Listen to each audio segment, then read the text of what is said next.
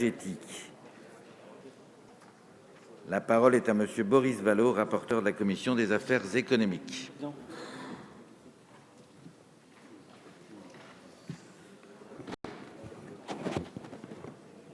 Monsieur le Président, Madame la Ministre, Monsieur le Président de la Commission, mes chers collègues, le 10 juin 2019, nous avons, à une quasi-unanimité, fait le choix d'inscrire l'urgence écologique et climatique dans notre droit. Et alors que les études réalisées par le GIEC montrent que, même avec des efforts drastiques, il sera très difficile de respecter les objectifs fixés à l'horizon 2030 d'une hausse des températures limitée à 1,5 degré, l'enjeu d'une accélération majeure de la transition écologique est plus important que jamais et nul n'en disconviendra. Toute la politique énergétique de notre pays doit être axée derrière la poursuite de cet objectif. C'est dans cette logique que nous avons collectivement renforcé la programmation pluriannuelle de l'énergie pour préciser les objectifs que nous nous fixons d'ici le milieu du siècle en matière de réduction des gaz à effet de serre et de diversification ou de verdissement des modes de production d'énergie ou encore de décarbonation de notre industrie, des transports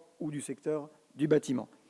À cet égard, le logement représente le quart des consommations énergétiques nationales et ça nous paraît être le secteur prioritaire pour amplifier la dynamique de transition énergétique de notre pays. En juillet 2017, le Premier ministre, dans son discours de politique générale, comme Nicolas Hulot, dans le plan climat, prévoyait de faire disparaître en 10 ans les passoires énergétiques. Et cet engagement correspondait à la réalisation de 700 000 rénovations thermiques par an. D'après l'étude réalisée par le collectif Rénovons en 2017, la rénovation des seules passoires énergétiques, qui représentent 30% des logements, permettrait de réduire nos émissions de gaz à effet de serre de 6,13 millions de tonnes équivalent CO2 chaque année, soit 12,5% des émissions du secteur du logement, et de près de 10 100 tonnes, celles du dioxyde du soufre, soit une baisse de 48% des émissions du secteur. C'est dire si la rénovation énergétique du parc de logement représente un enjeu majeur, alors que le taux d'effort énergétique des ménages, c'est-à-dire la part de la facture énergétique qu'ils consacrent dans leur budget, est en constante augmentation depuis 20 ans et représente en moyenne 5,6% de leur budget. En 2017, les Français ont en moyenne consacré 1 683 € au chauffage de leur logement,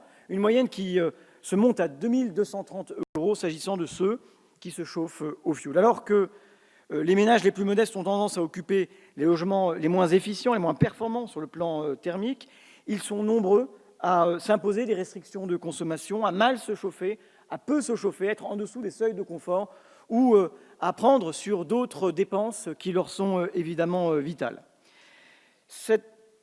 Fort de ces constats que je crois nous partageons, que le groupe socialiste et apparenté a décidé de présenter en ouverture de cette journée une proposition de loi visant tout à la fois à engager un changement de paradigme en matière de rénovation énergétique et à lutter contre la précarité énergétique. Dans la préparation de notre proposition de loi, nous n'avons pas cherché à repenser la trajectoire de rénovation du parc en modifiant l'ambition ou en fonction des publications scientifiques les plus récentes. Nous sommes partis strictement de ce que nous avons voté dans la loi énergie et climat et de ce que prévoit la programmation pluriannuelle de l'énergie, c'est-à-dire la neutralité carbone du parc de logement à l'horizon de 2050. La proposition de loi que nous présentons aujourd'hui vise donc à massifier la rénovation thermique pour éliminer les passoires énergétiques F et G en 10 ans, à sortir les plus modestes de nos concitoyens de la précarité énergétique et atteindre la neutralité carbone, ainsi que nous en avons ensemble décidé en 2050. Ce que nous proposons, c'est de rehausser l'ambition, le rythme et la logique de l'action publique grâce à un plan de 300 milliards d'euros sur 30 ans, mis en œuvre à travers un dispositif unique, universel et ambitieux. Au rythme actuel, celui du PLF 2020, et c'est un fait établi, l'objectif de neutralité carbone ne sera atteint qu'en 2080, alors que la COP 21 se tient en ce moment même à Madrid. Je crois que nous pouvons convenir que le calendrier climatique ne saurait être différé de 30 ans. Nous proposons donc de créer une prime pour le climat ouverte à tous les propriétaires, qu'ils soient occupants ou bailleurs, consistant dans le préfinancement des travaux énergétiques complets et performants, permettant de rejoindre les meilleurs standards, de performance énergétique grâce à un plafond de financement qui est élevé. Une prime qui est constituée d'une part subventionnée et d'une part qui est remboursable au moment de la mutation, de la vente ou de la succession. C'est une prime zéro reste à charge au moment des travaux. Si l'on doit parler de ce dispositif, on commencera par dire qu'il est d'un dispositif simple parce qu'il unifie en un seul dispositif la multiplicité de ce qui existe aujourd'hui. Cela rend les choses moins complexes et plus lisibles. Et le bénéficiaire sera par ailleurs accompagné de bout en bout dans sa démarche par l'ANA, dont les moyens sont très substantiellement rehaussés. Le dispositif prévu se voit à la fois incitatif et contraignant. Incitatif d'abord parce qu'il est une prime fondante, c'est-à-dire qu'elle diminue avec le temps pour accélérer l'investissement, parce que nous savons que nous avons besoin de cette accélération. C'est un dispositif qui est ciblé là où les pertes énergétiques sont les plus importantes, les bâtiments F et G. Et puis ensuite, il y a une forme de contrainte parce que, une fois aidés, ceux qui n'auront pas fait ces travaux seront contraints dans leur capacité à relouer ou à revendre leur passoire énergétique. Ce dispositif, il est écologiquement efficace puisqu'il permet, je l'ai dit, une rénovation complète, performante, pour un niveau élevé de qualité énergétique. Il s'agit d'atteindre le niveau basse consommation. La prime pour le climat, je l'ai dit également, elle est universelle. C'est la grande différence avec le CITE. Notre prime s'adresse à la fois aux propriétaires bailleurs et aux propriétaires occupants dès lors que le logement est occupé à titre de résidence principale. Il s'adresse à tous les ménages, quel que soit leur niveau de revenus, quelle que soit leur zone géographique, mais à une considération sociale extrêmement importante, puisqu'il prévoit une différenciation de la part subventionnable en fonction des revenus. 3 tranches, 20, 30, 40% en fonction des revenus, et parce qu'il faut se soucier de ce que pourrait produire le coût de ces travaux sur la valeur de vente dans les zones détendues, nous avons à chaque fois une bonification de 10% dans les zones C.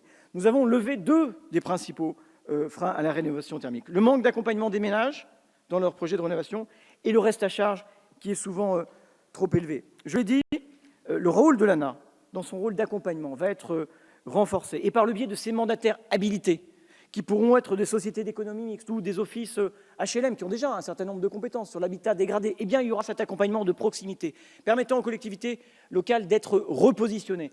Il y aura une vraie forme d'assistance à maîtrise d'ouvrage qui permettra cet accompagnement à la fois des ménages les plus modestes, mais de toutes celles et de tous ceux qui restent un peu quoi devant cette question des passoires énergétiques. C'est un dispositif qui permet de couvrir jusqu'à 100% des travaux au moment de leur réalisation et qui permet qu'il n'y ait aucune avance de trésorerie, qui est évidemment un frein considérable pour ceux de nos concitoyens les plus modestes qui ne peuvent le faire. C'est le sens du ciblage et de la priorité qui a été donnée aux passoires énergétiques, aux 7,5 millions de passoires énergétiques dans lesquelles vivent 3,8 millions de ménages le plus souvent modestes. Sur le plan économique, il faut aussi le dire, c'est un projet qui offre à la filière du bâtiment de la visibilité de long terme, de la stabilité, de la solvabilité, puisque ce sera l'ANA qui paiera directement. Ce sont un certain nombre des conditions nécessaires à l'engagement de la profession qui l'a en effet souligné. D'après les auditions d'ailleurs que nous avons conduites auprès de ceux-là, ils nous ont dit que dans ces conditions, ils seraient capables de se mobiliser dès lors que l'État, de son côté, assumerait la formation de proximité dans un certain nombre de territoires.